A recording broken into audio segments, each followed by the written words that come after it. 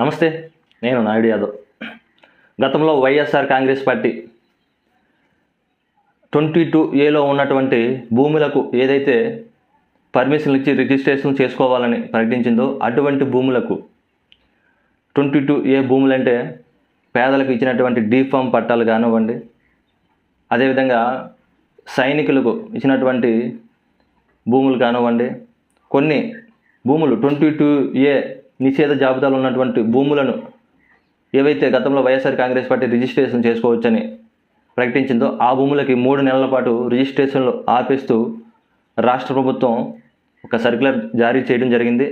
దీనికి గల కారణాలు ఏంటంటే, ఫ్రీ హోల్డ్ చేసిన 22A అసైన్ భూముల రిజిస్ట్రేషన్లన్నీ 3 నెలల పాటు నిలిపివేయాలని రాష్ట్ర మంత్రివర్గం నిర్ణయించింది.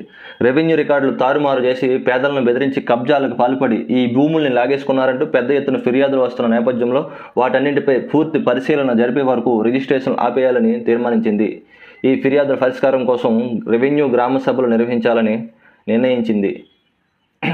ఈ భూముల బదలాయింపులో జరిగిన మోసాలు, దోపిడీలు, కబ్జాలను గుర్తించి బాధ్యులను కఠినంగా శిక్షించేందుకు వీలుగా రెవెన్యూ శాఖ ఉన్నతాధికారులు జిల్లాలో పర్యటించాలని మంత్రివర్గం ఆదేశించింది. సీఎం చంద్రబాబు అధ్యక్షతన సచివాలయంలో బుధవారం జరిగిన మంత్రివర్గ సమావేశంలో తీసుకున్న నిర్ణయాలని సమాచార పౌర సంబంధాల శాఖ మంత్రి కొల్లు పార్థసారథి విలేకరులకు వెల్లడించారు.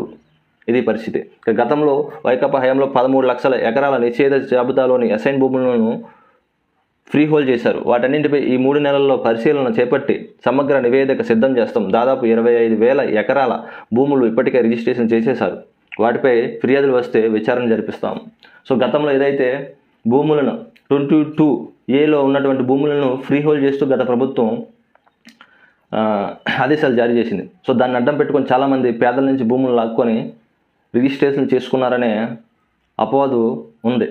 సో దానిపైన ఇప్పుడు ఈ ప్రభుత్వం విచారణ చేపట్టి అందులో నిజాలు తేల్చి అప్పుడు మళ్ళీ రిజిస్ట్రేషన్లకు అనుమతించే ప్రక్రియను చేపడతారని ప్రకటించడం జరిగింది. సో పవర్ పోయింది.